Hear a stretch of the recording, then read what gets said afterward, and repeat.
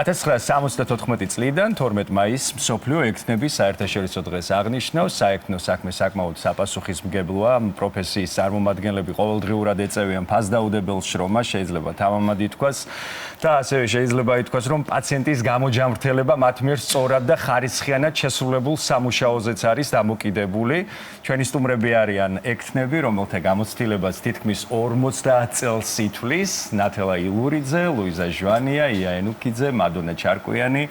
ქალბატონებო, მოგესალმებით. გილოცავთ დღევანდელ დღეს. მადლობა იმ საქმიანობისთვის, რომელსაც აგერ უკვე რამდენი წელია ეწევით. მადლობა არაერთი გადარჩენილი სიცოცხლისთვის და თქვენი თავდაუზოგავი შრომისთვის. თქვენი როლი ძალიან მნიშვნელოვანია ჩვენს ცხოვრებაში. ეს ყველამ ვიცით და ვაცნობიერებთ, მაგრამ მოდი დავიწყოთ თქვენთვის რა არის იყო ექთანი, ემსახურებოდა საქმიანობას, რომელზეც დამოკიდებულია ადამიანის სიცოცხლეც კი. ალბათონო ლუიზა, დავიწყოთ თქვენგან. ჩემთვის ექთანი ეს არის ძალიან დიდი პასუხისმგებლობა, იმიტომ რომ გაქვს ადამიანთან ურთიერთობა, ადამიანის სიცოცხლეზე ზრუნვაში მიდის ეს ამ წლებმა გაირბინა აი გათენებული ღამეებით. წლიანი გამოცდილება გაქვთ, როგორც ვიცი. კი, და ძალიან თითქმის კარგიც, მაგრამ რთული გზები გამოვიარე, სრულიად ახალგაზრდა, გამოუცდელი, მოვხვდი ძალიან დიდი ისტორიის მქონე კლინიკაში, სადაც სავსე იყო პროფესორებით და აკადემიკოსებით და აი მთავარ სირთულეს მაინც რაც წარმოადგენდა აი ამ გზაზე. ვაი თუ ვერ გავამართლო, ვაი თუ არ მოვეწონო, ამათ ისე ვერ გავაკეთო. ისე, მაგრამ ისეთი თბილი მიღება იყო იმ დროს. ისე გვიწყობდნენ ახალგაზრდა ექთნებს ხელს, რომ აი დღემდე ამ კლინიკაში ვარ, ეს იმას ნიშნავს, რომ დავისთავად. ეს იმას ნიშნავს, რომ თქვენი საქმიანობა, თქვენი მე მიყვარს ჩემი საქმე. ნამდვილად. ხშირად არის პირველი სამუშაო დღე, ცოტა სტრესული დამეთანხმებით. თქვენთვის როგორი იყო პირველი სამუშაო დღე? ქალბატონო ნათელა, თქვენ 48 წლის წინ გქონდათ ეს დღე. როგორ გაიხსენებდით? როგორ გახსენებთ? ვერ გავიხსენებ სიხარულით, იმიტომ რომ მე განაწილებით მოვხვდი პოლიკლინიკაში და მე ეს მუშაობა არ მომეწონა ძალიან პოლიკლინიკის და გამოვიპარე იქიდან, იმიტომ გამოვიპარე, რომ კარგი ექიმი მყავდა და შემწყვა მეთქვა, რომ მე მივდივარ აქედან. თვეები ვიმუშავე წერეთელზე პოლიკლინიკაში ბავშვთან და წავედი ქირურგიის ინსტიტუტში. იქ მივხვდი, რომ ის იყო ჩემი საქმე, დამხვდა როგორც ქალბატონმა ჟურნალმა თქვა, ადმინისტრაციაც, დირექტორს ისეთი თბილები იყვნენ, კარგები, გამოწმებდნენ, რა თქმა უნდა, მაგრამ საყვედურები არ იყო იქ. ხო, და ბედნიერი ვიყავი იქ, ვიმუშავე ერთ ადგილზე რეანიმაციაში 42 წელი. აი ამას რომ ვიძახი, ბევრი ახალგაზრდები პირს დააღებენ და რა 42 წელი ერთ ადგილზე როგორ იმუშავე? რა ვქნა, ვიმუშავე. მე ის საქმე მომწონდა. მე არ მომწონდა კაბინეტში ჯდომა, წერა. მომწონდა უფრო ეს დინამიური, მოძრავი სამსახური და იქ ვნახე და მე ბედნიერი ვიყავი. ბედნიერი იქ მუშაობით იმ ხალხთან, ვისთანაც მუშაობდი, ისინიც მაბედნიერებდნენ მე. კი ბატონო, ქალბატონო ნათელა ასევე ჩვენთან ერთად არის ია, რომელიც თქვენთან შედარებით ახალგაზრდა თაობის ექთანია. სანამ იასთან გადავალ, შეკითხვით, მანამდე მაინტერესებს ძველი და თანამედროვე მედიცინა და ის გამოწვევები, რომელიც დღეს უკავშირდება სწორედ ამ პროფესიას. თქვენ ძალიან კარგად შეგიძლიათ რომ შეადაროთ აი მაშინდელი პროფესიული საქმიანობა და დღევანდელი. რა გამოწვევებია დღეს და აი რა განსხვავებებია თქვენი გადმოსახედვიდან? მე ვუვლიდი რეანიმაციაში 8 მართვის უმთხვაზე მყოფ ავადმყოფს. დღეს ასე არ არის. დღეს ნაკლებია, გაჩნდა კიდე დამხმარის პოზიცია. მაშინ ვიყავი მარტო მე და ჩემი ქირურგი. ზოგადი ქირურგიის რეანიმაციაში ვიმუშავე. და ძიმე იყო რა თქმა უნდა, მაგრამ მაინც მიხარობდა, არ ვიცი რატომ მივდიოდი სახლიდან ბოდიში და ფეხსაცმელს ვეღარ ვიცნობდი, ისეთი ვიყავი და სიულ, მაგრამ რა ვიცი, ვიმუშავე.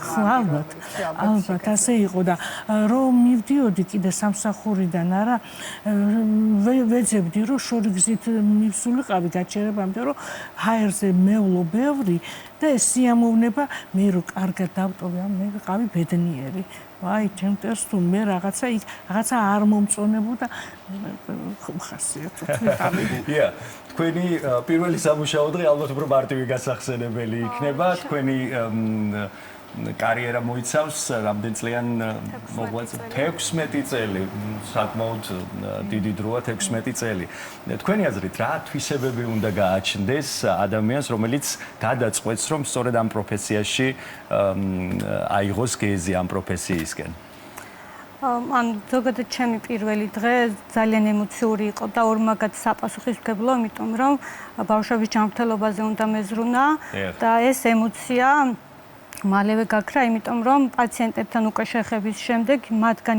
იმდენი დადებითი ემოცია მივიღე, რომ ეს ჩემი ღელვა უკვე მალევე გაქრა. თქვენც ბავშვებთან მუშაობთ. დიახ. რა სირთულეები აქვს ბავშვებთან მუშაობას და დამატებით ალბათ რა სჭირდება ბავშვებთან მუშაობას ექთნისთვის, რა გამოწვევები აქვს? ზოგადად მოგეხსენებათ, ექთნის პროფესია ძალიან რთულია. დიდი სიფრთხილეა საჭირო ადამიანის სიცოცხლის სადარაჯოზე ვდგევართ და მით უმეტეს პედიატრიულ ასაკში 10 მაგად კი არა 100 მაგად რთულია, რადგან მოგეხსენებათ ასაკი პედიატრიულ პაციენტებთან ვარიაბელურია.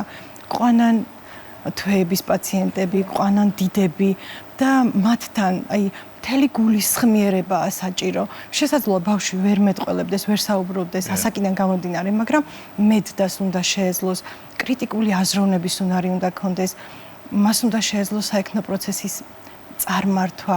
ეს გულისხმობს თავის თავში, რომ უნდა მან დაგეგმოს, განახორციელოს და მერე შეაფასოს ის მოვლის ღონისძიებები და თუ მაგალითად ხედავს რომ რაიმე კორექტირებას მოითხოვს აუცილებლად ექიმთან შეთანხმებით შემდგომ ისე უნდა გეგმა შეიცვალოს და დაკორექტირდეს და საოცარია ის ფაქტი რომ აი მათგან იმხელა პოზიტივი მოდის ბავშვებისგან ეს გვაძლევს ჩვენ დიდ ძალას დიდ ენერგიას რომ ვემსახუროთ და ვიყოთ მათი სიცოცხლის სადარაჯოზე და აგრეთვე მნიშვნელოვანი ერთი ფაქტი რომ მედდას უნდა შეძლოს ეფექტური კომუნიკაციის უნარი უნდა ქონდეს რომ დროულად საჭირო დროს მყისიერად უნდა ექიმს მოახსენოს პაციენტის დამძიმების ფაქტი იქნება თუ უნდა იყოს არკმარა 100 თვალი და 100 ყური უნდა ქონდეს 200 თვალი და 200 ყური. ძალიან მნიშვნელოვანი დამაკავშირებელი ძაფია რეალურად ექიმთან, თავარ ექიმთან ამ შემთხვევაში და თქვენი რეაგირება არის ხოლმე გადამწყვეტად მნიშვნელოვანი და ასევე ძალიან მნიშვნელოვანია ის განწყობა, რომელსაც ხედავ ექთნის სახეზე. როდესაც მოგვიწევს იმ დაწესებულებაში ყოფნა და გაჩერება, სადაც არავის არ გვიყვარს. გაჩერება, მაგრამ ხანდახან არის ეს აუცილებლობას წარმოადგენს ხოლმე. აი ეს განწყობები, დამოკიდებულებები, აი თქვენ აღნიშნეთ, რომ ესეთი ძალიან ბედნიერები არიან ხოლმეო და ძალიან კარგი დამოკიდებულებით არიან ჩვენთან, კარგი განწყობითო. ალბათ ეს დამოკიდებულია ასევე იმ ადამიანზე, ექთანზე ამ შემთხვევაში, ღიმილზე, სიტყვაზე, ენერგიაზე, რომელსაც გაუშვებთ პაციენტის მიმართ. ექთანს უნდა ქონდეს უნარჩვევები. იმისი რომ კომუნიკაცია დაამყაროს პაციენტთან. თბილი მიღება, თბილი გასაუბრება, აი უკვე ამჩნევ პაციენტს, რომ ის უკვე იმედის თვალით გიყურებს და უნდა ეცადო რომ მისი იმედი გაამართლო და ამიტომ შენი საქმე უნდა გიყვარდეს და უნდა აკეთო გულით, სულით, სიყვარულით და ყველაფერი დაძლევადია, თორემ ჩვენი პროფესია ძალიან რთულია, ძალიან საპასუხისმგებლოა და რა ვიცი, ეხლა პაციენტთან მიმართებაში უნდა იყოს ძალიან ბრთხილიც, რამე კი, რამე არ, აი ლაპარაკიც კიდო, ლაპარაკში რამეში არ შეცდე მიაწოდო ისე სწორი კეთილგანწყობა, რომ შენ მასზე ზრუნა, აი ეს უნდა აგრძნობინო პაციენტს. დიახ, ხალბატონო ნათელო, ჩვენ აღნიშნეთ, რომ ეგთან ერთგვარად დამაკავშირებელი რგოლია პაციენტსა და ექიმს შორის და მაინც რა არის მნიშვნელოვანი და ზოგადად რა როლი აქვს ეგთან აი ამ სამუშაო პროცესში? ისევ და ისევ ყურადღება და თბილი დამოკიდებულება. ამიტყობი ყოველთვის ცდილობს რაღაცა დაიჭიროს, აი მოუწონარი. ამის საბაბი არ უნდა ვიცეთ. ხო. ეს კი ბატონო. ზოგიერთის გულს ვერ მოიგებ არიან ესეთები, მაგრამ იშვიათად. ხშირად ყოფილა განყოფილებაში შევსულა ქუჩიდან სანამ ჩაიწერა სიმღერით და გაუკვირდება თხოვნე. ხო, პატარა ჩემთვის ღიღინით მიყვარს სიმღერა. ხო და მოეწონება თხოვნე, შევატყობ რომ მოწონთ და თვითონაც განწყობა აქვს. უკვე კი ისინი ვერ მხედავენ მე სადაც მე ვღიღინებ, მაგრამ განწყობა რაღაცა ვხედავ რომ კარგი აქვს თხოვნე. მნიშვნელოვანია განწყობა აი ასე. ია, თქვენი აზრით გარდა ინფორმაციის მიწოდება ალბათ კიდე ძალიან მნიშვნელოვანია პაციენტ და ექიმს შორის, რომ ეს კომუნიკაცია სწორად იყოს მიწოდებული. კი ბატონო, აი თქვენი აზრით, გარდა იმ პროფესიული უნარჩვევებისა, რაც აუცილებელია თავისთავად, მით უმეტეს სამედიცინო სფეროს წარმომადგენელს ჰქონდეს, რა თვისებები უნდა გააჩნდეს ეგთანს და სწორედ ამ მიმართულებით მოღვაწე ადამიანს, რომ პაციენტი იყოს მუდმივად რაღაც ჰქონდეს ეს რაღაცა დაცულობის შეგრძნება, რაც ამდენად მნიშვნელოვანია თითოეული პაციენტისთვის. ამ პროფესიას რო აირჩევ, ვფიქრობ, რომ ეს პროფესია უნდა გინდოდეს გულით, რომ შეასრულო ყველა ის შენი მოვალეობა, რაც ეგთანს უნდა გქონდეს. ანუ ეს მხოლოდ პროფესია არაფერს არ ნიშნავს, უნდა გინდოდეს გულით. რამდენი გათენებული ღამე 59 წლის განმავლობაში. და რამდენი მაინც რამდენი მაგას ვერ დავითვლი, მაგრამ რამდენი ტკივილი, როდესაც სახლში წახვალ დასამუშავოს დამთავრების მერე და დილით მოხვალ და შენი პაციენტის საწოლი цаრიელი დაგხვდება და გეტყვიან დაიღუპა. ეს ძალიან ძნელი ეს განყოფილებაში ვიყავი პირველად თავიდან იქ და იყო ესეთი შემთხვევები და აი ძალიან დიდი სიყვარული უნდა გქონოდა იმ საქმის, რომ იქ დარჩენილიყავი და გემუშავე. თუმცა რამდენად დიდი სიხარულია, როდესაც იმიტომ ტოვებს პაციენტი საავადმყოფოს დამდაწესებულებას, რომ გამოჯანმრთელდა. ძალიან შემთხვევა, როდესაც აი თქვენმა ზრუნმა, ყურადღებამ, თქვენმა მონდომებამ, აი განსაკუთრებული შემთხვევა თუ გახსენდებათ, რომ აი დიდი როლი ითამაშა და შესაბამისად მთელი ცხოვრების განმავლობაში თქვენს მეხსიერებაში დარჩა. კი, აი ძალიან ახალგაზრდა მივედი და განყოფილებაში დავიწყე მუშაობა და მახსოვს აი მადლიერი პაციენტი, რომელიც გამოხატავდა ხელზე კოცნით გაწერის დროს. ძალიან ბევრი მახსოვს ეს შემთხვევა და ძალიან თბილად მომაგონდება. კი ბატონო და თქვენს თუ შეიძლება ეს შემთხვევები კი რა თქმა უნდა ძალიან ბევრი. იმიტომ რომ იცით რა ჩვენ მაინც ექიმები გვიმაგრებენ ზუგს და ბედნიერი ვარ მე რომ ესეთ ძლიერ ექიმებთან მუშაობდი და ბედნიერი ვიყავი იმით რომ ყველა უმრავლესობა მიდიოდა კარგად. იშვიათად რომ ლეტარული შემთხვევები ქონოდა. და ერთხელ ერთი ქალბატონი მეუბნება, იცით რა არის? მე შეიძლება ვერაფერი, მაგრამ ღმერთნები ისეთი საქმე გქონდ. ღმერთისგან ხარ თქვენ დალოცვილებიო და ისეთ გამიხარდათ ძალიან. რაც მე ვერ დაგლოცოთ, ღმერთმა დაგლოცვა. მადლიერი პაციენტის სიტყვა. აი ეს მადლიერება, რომელიც თქვენ სამოთხეო გარანტირებული გაქვთ ერთი მეუბნება. ბედნიერება რა ეს. წარმოგიდგენია რა ხელა мотиваცია. თქვენს რომ გითხრათ, აი განსაკუთრებული შემთხვევა, განსაკუთრებული დღე თქვენს კარიერაში.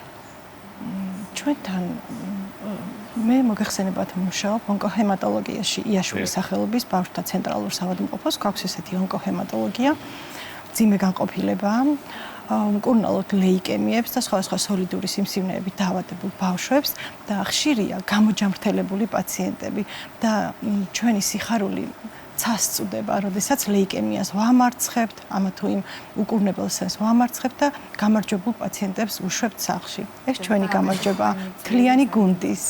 ჩვენ გისურვებთ გამარჯვებას თითოეულ თქვენგანს, იმიტომ რომ თქვენი გამარჯვება არის პირდაპირ პროპორციული ჩვენი ჯანმრთელობისა.